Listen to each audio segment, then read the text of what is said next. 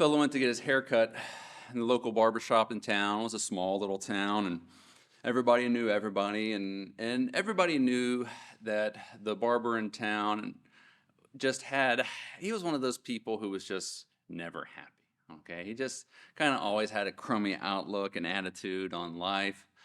But as it was happening that week, the president was coming into town to make a speech, a little whistle-top stopped tour sort of a thing. And so everybody was excited to do that. And this fellow going in, he's talking to the barber. He says, I'm looking forward. The president will be here. Maybe love to have a chance to actually sit down and chat with him one-on-one. And the barber, in his gruff sort of demeanor, said, yeah, right, like that's ever going to happen. Why is he ever going to talk to some local yahoo like you? And he just went to kind of talk down and discourage the fella. Well, time comes and goes, president comes in town, of course, it's a big crowd and all that. And next month, the guy goes in to get his haircut, and barber says, well, did you get to see the president? He said, well, I sure did. He said, well, yeah, you were standing in the crowd like everybody else. He said, oh, no, I got to meet with him one-on-one. And he said, what?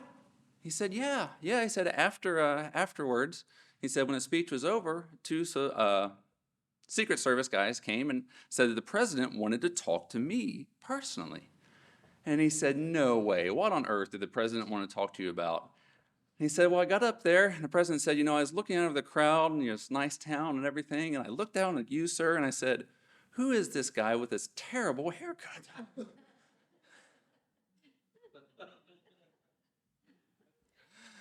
Attitude can go a long way, can it?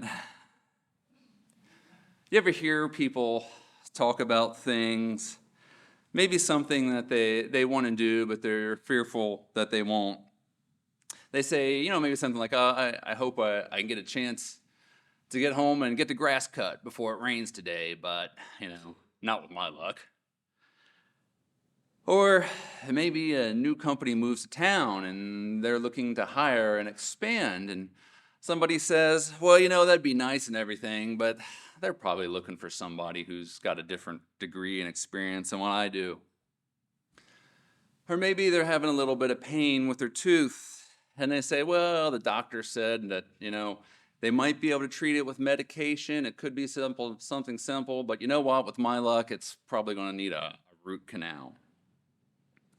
You know what I wonder when I hear people say that, particularly people who identify as people of faith?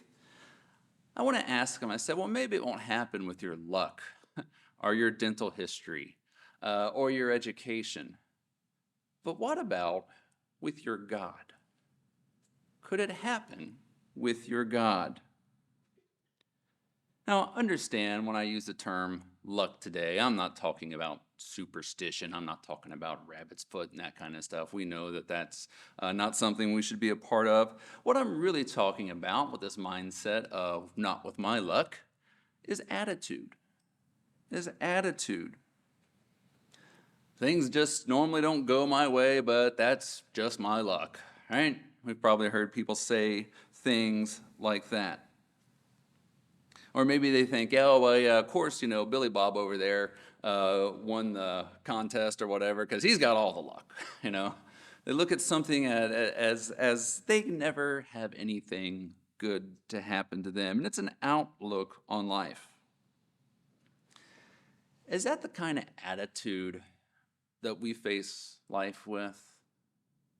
Is that the kind of thing that comes to our mind when we have a trial? Well, with my luck, blah, blah, blah, fill in the blank. Today, I would like for us to look at how attitude can affect outcome. How attitude can affect outcome. And by the way, that's affect with an A. I always get those backwards, affect versus effect. Affect means it's an action, or there's an action that causes something to happen. And effect is more like cause and effect. I think that's right. You can ask Elsa. She could probably explain it better than I could. But how does our attitude affect outcome? How does our attitude affect outcome? I thought that an interesting way to maybe look at the subject attitude was to take a chronicle of one particular person in the Bible's life and maybe take a few lessons from it. And the person I chose to do that through was the prophet Elisha. The prophet Elisha. Now, Elijah sometimes comes to mind first as a prophet who performed a great number of miracles, being carried away in a whirlwind, all these sorts of things. And that's true. Elisha was his successor. And if you actually were to sit down and take an objective look at some of the miracles that were performed through Elisha, of course, all credit goes to God, versus Elijah, you'd actually see Elisha has quite a few that were associated with his work. He was no slouch, as they say, when it comes to those sorts of things. But the first story that we'll look at today is one that could have very easily ended with somebody who might have had the attitude of, well, that's just my luck. Let's turn to 2 Kings chapter 6. You might put a marker here in 2 Kings. That's where much of the life of Elisha is recorded. 2 Kings chapter 6. We'll start in verse 1.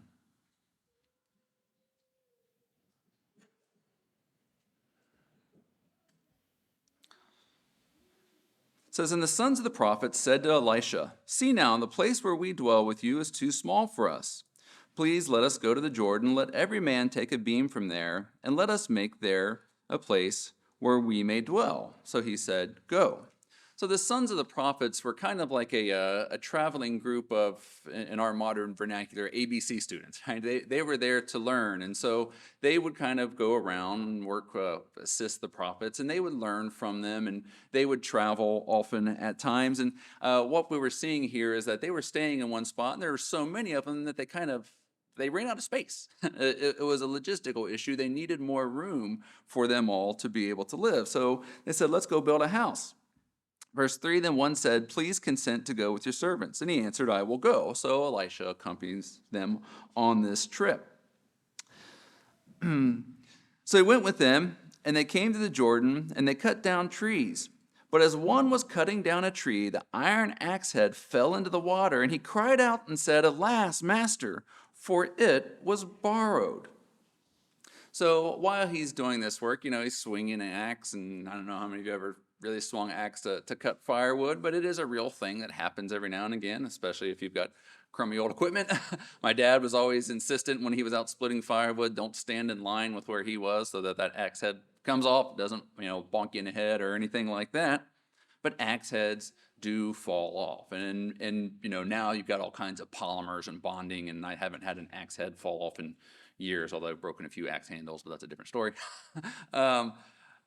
But they would come off, and it would be a real problem. It would be a real challenge.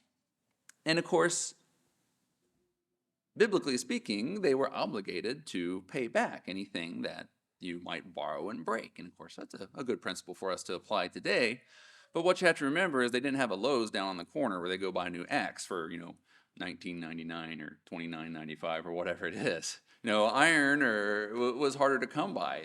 This might have represented something like several months' wages for this axe head. So this was a pretty big deal.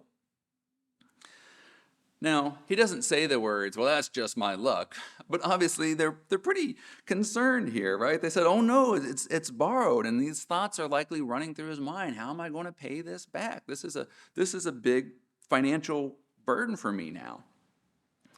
Verse 6 says, "So the man of God says," referring to Elisha, says, "Where did it fall?" And he showed him the place. So he cut off a stick and he threw it in there, and he made the iron float. Now it's fascinating here, not just the miracle, but Elisha's approach. Elisha asks a clarifying question, just a simple question. He stays relatively calm. He doesn't panic. And by the way, that's a great lesson for any of us to learn when somebody comes to us with an emergency.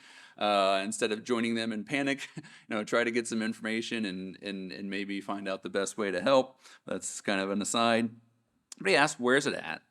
He cuts off a stick, he throws it in, and boom, the axe head floats. Verse 7, "Therefore he said, 'Pick it up yourself.' So he reached out his hand and he took it." I always imagine this scene as actually rather comedic in my mind.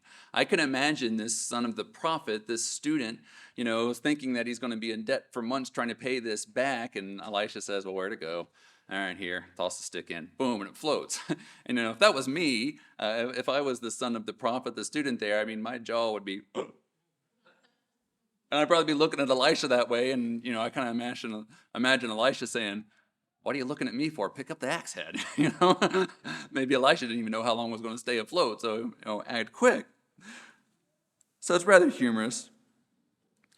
We probably would have been the same way, right? If it would have been us, I would have been completely dumbfounded and amazed and not believe what I'm seeing and say, wait a minute, how did that's a trick. How'd you do that? Is that a magnetic stick? Your mind would go in a million different directions. There's another miraculous story just a couple chapters before this I want to take a look at before we kind of get to our point here, and that's in 2 Kings chapter 4. Once again, we'll see where an attitude that would have given up too quickly, an attitude that said, well, this is just my luck, this is the way my life goes, could have led to a very different result. This time it's something over a little more serious than an axe head. This time it's about life and death. 2 Kings chapter 4, verse 38 says, and Elisha returned to Gilgal, and there was a famine in the land. So there's a famine going on. To give us some context of what's happening, it says, now the sons of the prophets were sitting before him, and he said to the servant, put on the large pot and boil stew for the sons of the prophets. So Elisha's here saying, well, let's, there's a famine, but we're going to go ahead and make a big pot of soup, and we're going to share in that together. Verse 39 says, so one went out into the field to gather herbs and found a wild vine and gathered from it a lapful of wild gourds. Some translations say mushrooms here, by the way. Wild gourds, and he came and sliced them into the pot of the stew, though they did not know what they were. If you're ever inviting me over to dinner, I love to go to people's houses and stuff like that, but do me a favor and know what you're going to feed me, okay? It's just a small courtesy I ask for, and I will do the same if you come to my house. I'll at least be able to tell you what's in it. It may not be very good, unless, of course, my wife made it, then it'll be fantastic. Nice save, right? All right, verse 40. Then they served it to the men to eat. Now it happened as they were eating in the stew, they cried out and said, men of God, there is death in the pot. And they could not eat it. So they began to eat this poisonous stew. So you had a good intentioned person here who wanted to help out, but they didn't know any better, and they wound up picking up some poison mushrooms or poison gourds, whatever they were. You can kind of just, see this. We've probably all worked with people at times that had good intentions and they want to help, but, as they used to say, they don't know which end of the tube the round comes out of, okay? Maybe they don't know what they're doing and they're zealous, but they wind up doing something, and in this case, it could have been deadly. It could have been deadly. Verse 41, once again, or so he said, then bring some flour. And he put it in the pot and said, serve it to the people that they may eat. And there was nothing harmful in the pot. Once again, Elisha stays calm in the face of danger. He stays calm in the face of danger. He gets some instructions, and though it's not specifically called a miracle here, it's pretty clear that it is. These people's lives were saved. They weren't killed by these poison gourds or whatever they were. How would you react to this situation? How would I react? This gets us back to our original question. How do you view challenges? How do you view challenges that arise in life? The students who lost the axe head and nearly poisoned themselves, their reaction was pretty much what you might expect. Oh no, now what? Not quite the, well, that's just my luck sort of phrase that we referred to earlier, but it's along the same lines. Now, I'm not saying that we can never have emotions or feelings. I'm not saying that I wouldn't be a little bit surprised or concerned too if I just found out that somebody fed me poisoned mushrooms. I think that's a natural sort of reaction. If we go to the doctor and we have a doctor's visit and the doctor comes back and says, hey, I got some bad news for you. We don't walk out of the office thinking, oh boy, everything's just wonderful. going my way, It's human. I hate to even use the word human nature. Human nature has such a negative connotation. Those are emotions. Those are feelings. God created those in us. So we're going to have feelings. But when the dust settles, where does our mind go? When we get home that night, we're laying in bed and we're staring up at the ceiling, trying to process it all, which direction does our mind go? Does it take a positive turn towards what God can do? Or does it take a negative turn to what we think is going to happen? And that's the attitude that I want us to consider. Do we look at it as, wow, I'm going to die? Or do we look at it and consider, I wonder what sort of miracle God could perform here? Again, I'm not saying this is easy. I'm not saying we don't have emotions or feelings. That's only natural. The students were expecting to have to spend their life savings to replace this axe head, right? And they expected, because one of their Yahoo friends put some stupid mushrooms in the pot, that they were all going to die. But you know what? Neither one of those things actually happened, did they? Not with their God. Their God performed a miracle. Make that axe head float to cleanse that pot. Human beings have a tendency to jump to conclusions, don't we? So the question comes, is the conclusion that we jump to, is it the one, the logically mankind with our way of thinking would lead us to? Or is it God's conclusion, the one that he will work? And we don't always know what he's going to work, do we? But where does our mind go? Where does our mind go? Keep that in mind. Let's turn over to Psalm 139. Again, you might keep a marker here in 2 Kings. We'll be coming back in a bit. Psalm 139.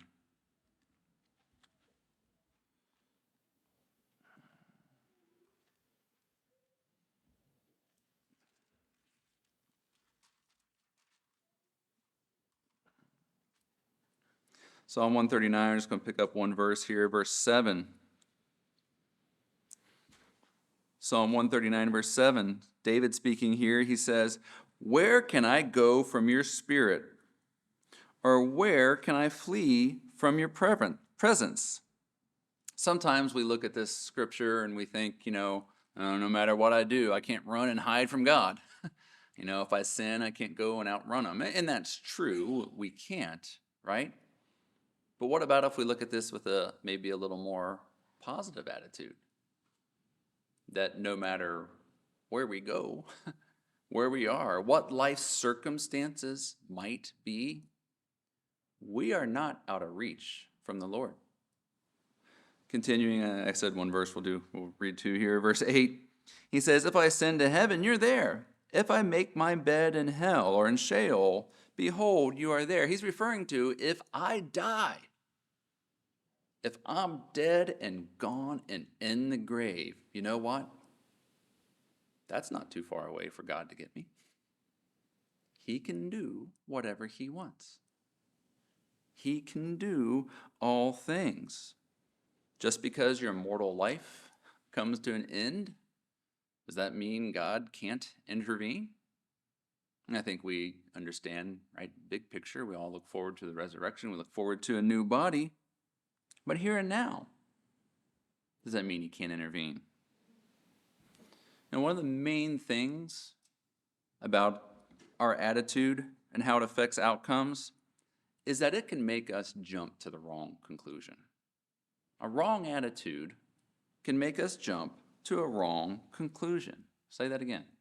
A wrong attitude can make us jump to a wrong conclusion. Again, we don't know all the thoughts, but you can kind of imagine these scenarios in your house. Those sons of prophets, maybe they were thinking, well, I thought I was going to be blessed to have a new house and my own place to dwell in, but now, here I go, I lost this axe head, and now I'm going to be indebted. Well, that's just my luck. Or I thought I was going to have a blessing of being able to eat when this famine was going on. There's a famine in the land, and the man of God is here, and he's going to oversee the preparation of stew, and just my luck, some numbskull throws in poison mushrooms. Well, that's just the way it go for me, isn't it? Those are conclusions that weren't right. Neither one proved to be true. When things get a little sideways, as they say, do we jump to the most negative possible outcome? Or do we stop and consider, I wonder what God may do with this opportunity? What might God do with this opportunity? Do we go about it in prayer? Do we take the long view as David did? David understood it didn't matter if I died or not. That doesn't stop God. It might stop us from doing whatever we're doing. But that's not a challenge for him. He's still in charge. He's got this, as we say. By having a negative attitude when challenges arise, we often wind up jumping to a wrong conclusion.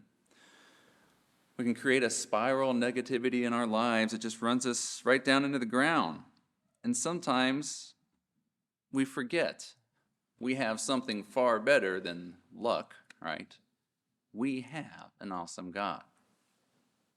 Now, sometimes maybe we don't quite have the attitude that says, well, this is never going to work. Maybe we go along and we try to go forward in faith. We pray about it and we think, well, I guess God can go do a miracle here, if he wants to. Keeping my fingers crossed that he does. Again, that's another superstition we do. I just use that as a turn of phrase. So maybe we're not totally defeatist, but maybe we're not quite as confident as what we could be. Not exactly full of faith. And we'll see an example of that later in Elisha's ministry with King Joash. Turn to 2 Kings 13. 2 Kings 13. Joash was ready to face the Syrians here. And so he went to get a little input and advice from Elisha. 2 Kings chapter 13, we'll begin in verse 14. 2 Kings 13, verse 14. It says, Elisha had become sick with the illness of which he would die. Then Joash the king of Israel came down to him and wept over his face and said, Oh, my father, the chariots of Israel and their horsemen.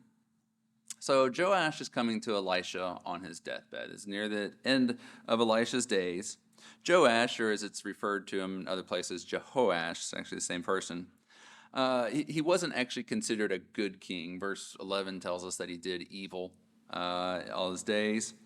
And when you kind of get the context here, what you see is Joash was kind of trying to use God as a magic genie, calling him and say, okay, bless me in battle. That's what he was looking for. He wasn't really fully into it. Verse 15. Elisha said to him, take a bow and some arrows. And he took himself a bow and some arrows. Then he said to the king of Israel, put your hand on the bow. So he put his hand on it, and Elisha put his hand on the king's hands. And he said, open the east window. And he opened it. And Elisha said, shoot. And he shot. And he said, the arrow of the Lord's deliverance and the arrow of deliverance from Syria. For you must strike at the Syrians at Aphek till you have destroyed them. So some symbology going on here. But Joash is looking for, is God going to deliver this battle to me? And so Elisha goes through this. Obviously, God would have directed him through what to do here. That's not all recorded, but the essence is that God is going to deliver Israel against the Syrians. All right, he seems to indicate they're going to be victorious. Verse 18, then he said, take the arrows. So he took them, and he said to the king of Israel, strike on the ground. So he struck 3 times. And the man of God was angry with him and said, you should have struck 5 or 6 times. Then you would have struck Assyria till you had destroyed it. But now you will strike Syria only 3 times. Now you might have noticed all along, Joash was given very specific instructions. Pick up the bow, okay? Open this window, turn this way, face, shoot. At this point in time, he's actually given a little bit of leeway. Elisha says, strike the ground. He doesn't say strike it once. He doesn't say strike it 5, 6 times. Just says strike the ground. seems that Joash didn't really have his heart in this. All right, he's telling me to hit the ground with the arrows. 1, 2, 3. I did that. Now what? He didn't really seem to have his heart in it. And Elisha sees that and recognizes that and says, if you would have gone a little farther with that, if you would have been a little better attitude maybe about that God's hand will be in this, he said you could have destroyed them completely. And we do see, in fact, that Joash does only go out and defeat the Syrians in 3 battles and doesn't wind up wiping them out all the way. Joash had a limited amount of faith and confidence in God. Again, we're not trying to judge Joash's character, but it says that he had done evil. And he did just the minimum to get by. Do we ever do the same with our attitudes? Do we ever just half-heartedly beat the arrows on the ground and say, well, I know God can do something about this, but who knows? Maybe he will. Maybe he won't. No, of course, we pray all things in God's will, right? People get anointed and ask to be healed, and we pray in faith. And, of course, when we pray that prayer, we ask that it be done in God's will, because not everyone who is anointed is healed. I'm not saying that if you aren't healed and you're anointed and you're not healed, that means you have a bad attitude. I'm not saying that at all. But, just to illustrate the point, we ask all things according to God's will. But do we ever half-heartedly ask? Do we ever say, well, I know God could do this, but with my luck, fill in the blank, whatever it might be. Sometimes when we have the wrong attitude, we limit blessings from God. When we have the wrong attitude, we can limit blessings from God. Sure, bad things happen. We all endure trials, up to and including death. But what's our attitude approaching them? Do we forget we have a God that can do anything? Psalm 46. Let's turn to Psalm 46. Psalm 46. Get another reminder here.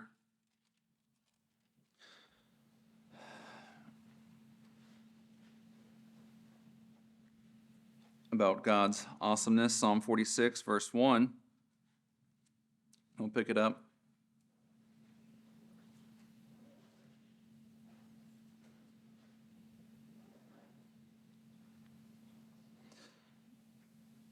God is our refuge and strength, a very present help in trouble. Therefore we will not fear, even though the earth be removed, and though the mountains be carried into the midst of the sea. The world is falling around us. Falling apart around us. The world is falling apart around us, right? But it says God here is a present aid. It says, though its waters roar and troubled, though the mountains shake with its swelling. He's a present aid. Other translations say ever-present or very present aid. The NLT renders it, says, God is our refuge and strength, always ready to help in times of trouble. Now, God is able to help in any time of trouble. It's not just in the kingdom when Christ returns and establishes a perfect government here on earth that he can help. He can help us now. When we have sore trials, what do we feel at our very core? Yes, there are emotions, there are feelings. All those things are natural. We have those, right? But when the dust settles and we're laying in bed looking at the ceiling, do we think, well, I have a God who might do anything? Or do we think, I have a God that can do anything? What's our frame of mind? We know theoretically, right? God can do anything, but do we ever get so far ahead of ourselves, we just push those kinds of things down the road and say, well, I'll have a new spirit body someday and won't have all these troubles. And we were talking about that before services with some memories. And I certainly look forward to that as much as anybody else does, right? But do we ever forget that God can help us now? He doesn't have to wait till we're dead and resurrect us and give us a spirit body. He can help us now. We look forward to that time, of course.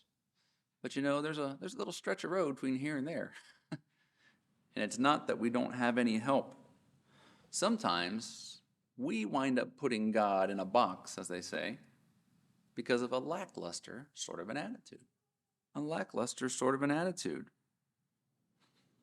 I think what we can begin to see then is oftentimes attitude is a synonym for faith.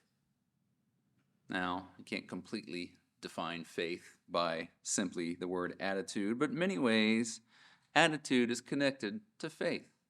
Again, not trying to judge anybody's faith or anything like that. That's above my pay grade. But as it was with Joash, do we ever kind of put half heart into it and only get half the results we expect? I think it's important for us to consider that. It's important for us to consider that. Perhaps I have suffered more trials than I needed to at times because I didn't have much confidence, or dare I say it, faith in God. We'll probably all look back and cite those things. In our mind, we put God in a box and say, well, the outcome's either got to be A or got to be B, because that's where our brain runs, right? And we forget, oh, wait, God can and does do anything. We must be careful not to limit God's blessings by just the things that we can imagine. In that vein, I'd like to look at one more example from Elisha's life. One where somebody did exactly the opposite of having the wrong attitude or a lackluster sort of attitude. Instead, because of their good, their positive, their faithful attitude, they received multiple great blessings. That's the story of the Shunammite woman. Let's go to 2 Kings once again. 2 Kings chapter 4. 2 Kings chapter 4. I think we'll see from this story, we don't have to wait to be resurrected for God to bless us here and now. We don't have to wait for our attitude to make a difference in the outcome. 2 Kings chapter 4, pick up the story in verse 8. It says, "Now it happened one day that Elisha went to Shunem, where there was a notable woman, and she persuaded him to eat some food. So it was, as often as he passed by, he would turn in there to eat some food. And she said to her husband, 'Look now, I know that this is a holy man of God who passes by us regularly. Please let us make a small upper room on the wall, and let us put a bed for him there, and a table and a chair and a lampstand, so it will be whenever he comes to see us, he can turn in there.'" So this woman and her husband, to an extent, say, you know what? This guy's coming in all the time. He's here. He's a servant of God. We want to help him out. Now, she could have had the attitude to say, oh, great, here comes Elisha again. With my luck, he wants another free meal. But, she didn't look at it that way, did she? She looked at it as, this guy is clearly a holy man of God, and you know what? I want to do what I can to help him out. Verse 11 says, "It happened one day that he came there, and he turned into the upper room, and he lay down there. Then he said to Gehazi, his servant," it says, "Call the Shunammite woman. When he called her, she stood before him, and he said to him, 'Say now to her, look, you have been concerned for us with all this care. What can I do for you? Do you want me to speak on your behalf to the king or to the commander of the army?' And she said, 'I dwell among my own people.'" So, Elisha wants to repay this kindness and do what he can in his position as a prophet. And she says, he basically offers her maybe, whatever you want to say, a civil sort of a blessing, some sort of thing that, is the county giving you trouble over how many sheep you got in your backyard or whatever. And so she says, no, I'm here amongst my own family. I really don't need anything. Verse 14. He says, so he said, "What then is to be done for her?" And Gehazi answers, says, "Actually, she has no son, and her husband is old." So it seems that maybe she wasn't, there. Maybe she left, politely said thanks, but no thanks. And Elisha's having a conversation with Gehazi and says, well, I'd like to do something for her. What can I do? And so Gehazi points out and says, well, she doesn't have a son, and they're getting up there in years. Verse 15 says, so he called her. So she comes back. He said, call her. And when he had called, she stood in the doorway. Then he said, about this time next year, you shall embrace a son. And she said, no, my lord, man of God, do not lie to your maidservant. Again, this is probably more humorous than what you might think. This might seem like she's accusing him, but I think it's probably more along the line to say, don't kid an old woman about this, okay? Here I am, an old woman, and you're telling me I'm going to have a baby. Come on, don't be playing with my emotions here. But again, we must understand people have emotions. This wasn't necessarily doubt on her part as much as it was surprise. Verse 17, the woman conceived and bore a son. Then when the appointed time had come, of which Elisha told her, and the child grew. Now it happened one day, he went out to his father to the reapers, and he said to his father, my head, my head. So probably 6, 7, 8, 9, 10 years go by, we don't know. So he said to his servant, carry him to his mother. When he had taken him brought him to his mother, he sat on her knees till noon, and then he died. So this son that she never had, she's blessed with, she has him, he's starting to grow up as a young boy, and then one day something happens, some sort of illness in his head or whatever, we don't know. But he died. He died. Verse 21 says, and she went up and laid him on the bed of the man of God, shut the door upon him, and went out. Then she called to her husband and said, please send me one of the young men and one of the donkeys, that I may run to the man of God and come back. So he said, why are you going to him today? It is neither the new moon nor the Sabbath. And she said it as well. So the boy dies. It seems that she doesn't tell her husband right away, and she says, I want to go see Elisha. And he said, what are you doing that for? It's not, time for a feast or anything like that. She says, no, I just need to go do this. Skip on down just a little bit here. Verse 32, Elisha came to the house. When Elisha came into the house, there was the child lying dead on his bed. And he went in, therefore, shut the door behind the two of them, and prayed to the Lord. And he went up and lay on the child, and put his mouth on his mouth, his eyes on his eyes, and his hands on his hands. And he stretched himself out on the child, and the flesh of the child became warm. He returned and walked back and forth in the house, and again went up and stretched himself out on him. Then the child sneezed 7 times, and the child opened his eyes. And he called Gehazi and said, call the Shunammite woman. So he called her, and when she came in to him, he said, pick up your son. So she went in, fell at his feet, and bowed to the ground. Then she picked up her son and went out. So God performs this awesome miracle, right? Elisha doing a early form of CPR, it seems like there, laying out flat across him. And of course, the miracle isn't CPR, it's the fact that God resurrected this boy. He brought him back to life.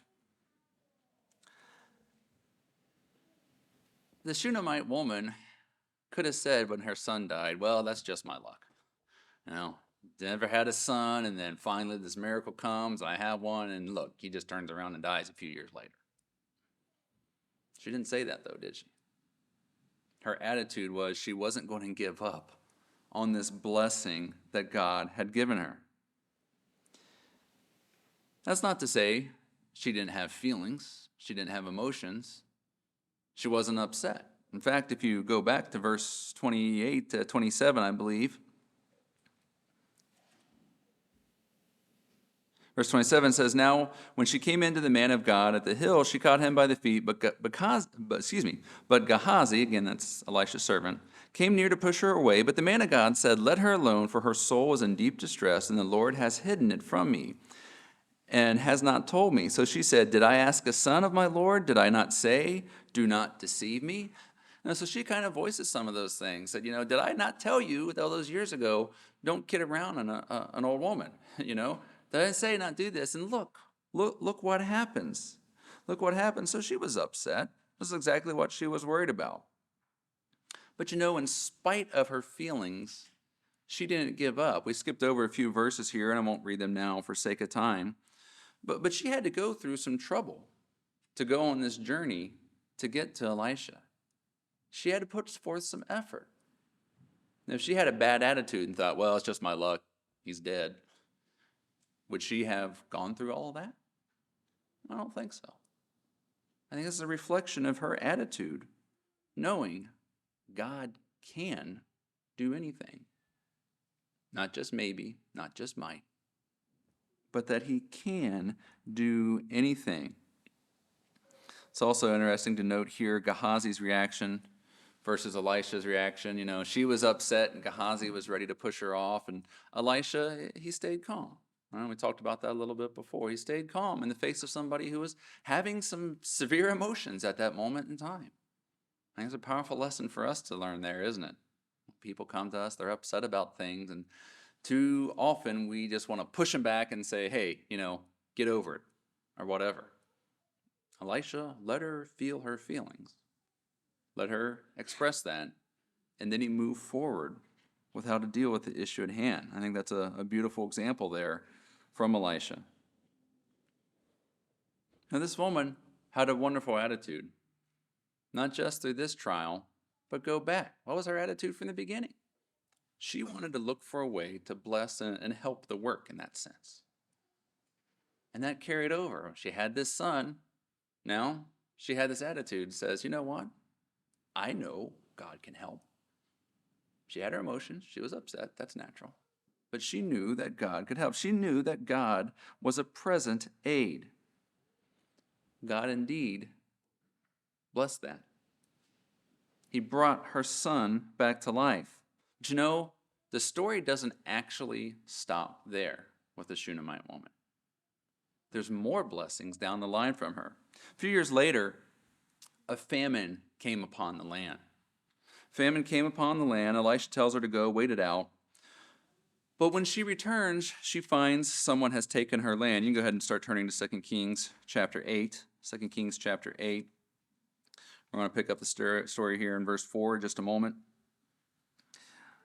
She goes to the king to plead with the king. She didn't take the attitude of, well, that's just great, just my luck. Well, you can't fight City Hall, My land's gone now. I guess I'm out of luck. I avoided a famine, but at what cost? I lost my inheritance. I lost my land. In fact, if you were the kind that did believe in luck, and again, we're not talking about superstitious kind of luck, you'd have to say that the next part of this story is very lucky indeed for the Shunammite woman. Picking it up now in verse 4, 2 Kings chapter 8. The king talked with Gehazi, the servant of the man of God, saying, tell me, please, of all the great things Elisha has done. So this king wants to hear some stories. So tell me of some of the miracles and things that were performed there during Elisha's ministry, right? Verse 5 says, now it happened, as he was telling the king how he had restored the dead to life, that there was a woman whose son he had restored to life, appealing to the king for the house and for her land. And Gehazi said, O my lord, O king, this is the woman, and this is her son, whom Elisha restored to life. So it just so happens that at the moment in time that the king asked to hear about an interesting story about Elisha, Gehazi starts to tell the story about this boy being resurrected, that at that moment in time, that very same woman walks in. Now, if you believed in luck, this would be the luckiest luck that ever lucked out on, okay? That she happens to walk in at just that time. Verse 6, and when the king asked the woman, she told him. So she tells the story, what's going on here with the loss of her land. So the king appointed a certain officer for her, saying, restore all that was hers and all the proceeds of the field from the day that she left until now. She probably would have just been happy to get the land back, right? But God's blessings didn't stop there. She got not just the land, she got all the proceeds from her land for the past 7 years. Probably beyond her wildest expectation and imagination. Do you think if she would have walked in that day saying, well, it's just my luck, king's not going to do anything, I'm going to wind up getting swindled out of my land. Think God would have blessed her with her land? Think God would have blessed her with her land plus 7 years of profits? Yeah, I don't think so, would he? Of course, we don't know. God can do what he desires, but I think it points this was an orchestrated moment from God. This was no coincidence. And it's a wonderful reflection on how the positive attitude of this Shunammite woman affected the outcome, not just when she's resurrected, her son's resurrected down the road, but in and throughout her life. She had a positive attitude, and God blessed that. We've seen how attitude can affect outcomes in different ways, lots of different ways. It can make us jump to a wrong conclusion at times, can't it? It can make us take our human logic and say, well, this is going to happen and it's going to be no good and yada, yada, yada. And we can forget that God is there and that he is an ever-present aid. A bad attitude can make us go forward with a lackluster sort of a faith, maybe half-hearted, and limit the blessings that God might give us, as it did for Joash. But positive attitude, an optimistic outlook like that the Shunammite woman had, it can open the door to all sorts of blessings. Restoration of land, 7 years of prophets, and the raising of the dead. It's an amazing example of how attitude can affect outcome when our attitude is one of glorifying God. I think that's what we see. And of course, God gets credit for all of these miracles. There's no doubt it's by his great hand these were performed. But I think it's a testimony to another positive attitude that we saw in this story as well. And that's of Elisha's attitude. That's of Elisha's attitude throughout his ministry. Because the most amazing miracle in Elisha's life actually occurred after his life. Let's go back to 2 Kings 13 for a moment. 2 Kings 13.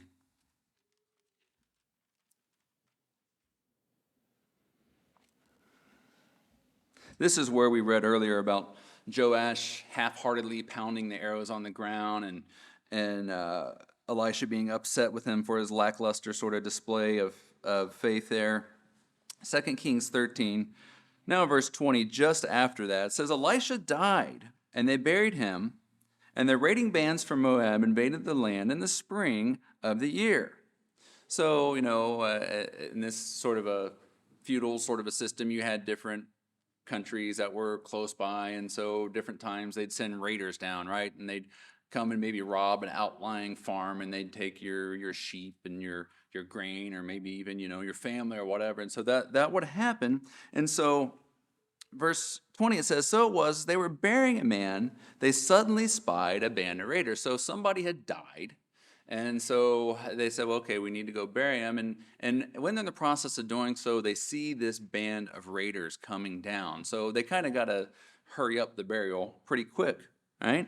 They see the band of raiders, and they put the man in the tomb of Elisha. And when the man was let down and touched the bones of Elisha, he revived and stood on his feet. It was a pretty good trick when Elisha resurrected the boy when he was alive. He managed to resurrect this guy when he was already dead. And I use the word trick, and I say he resurrected, but you understand what I mean. Do you think God was pleased with Elisha's ministry?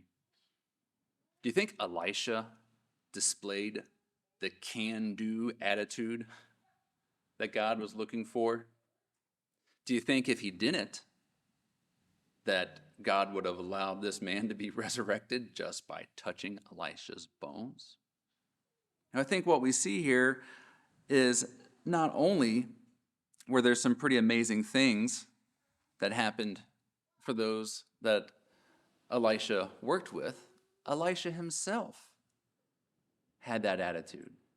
Elisha himself had a positive sort of attitude that affected outcome. If you go back and you think about the different things that happened, right?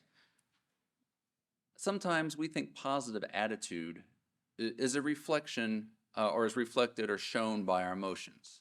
That if we go around saying, rah, rah, rah, yee-haw, everything is wonderful all the time, that we must have a positive attitude. And then if we don't do that, well, you may not be very enthusiastic. But what was Elisha's reaction when an axe head fell in? He said, where's it at?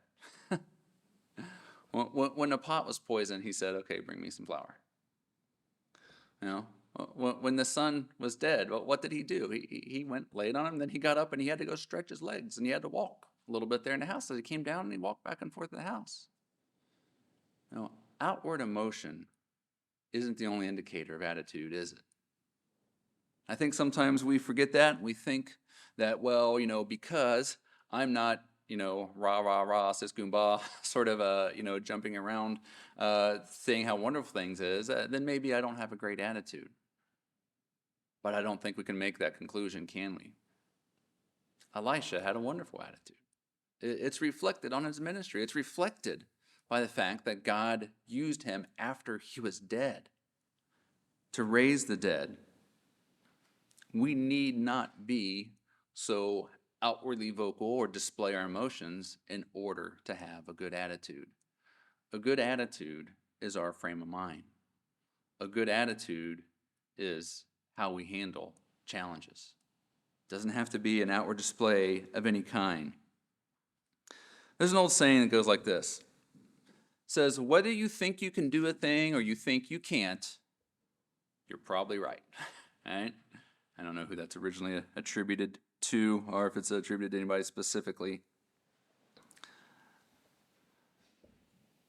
Our attitude speaks volumes about us, doesn't it?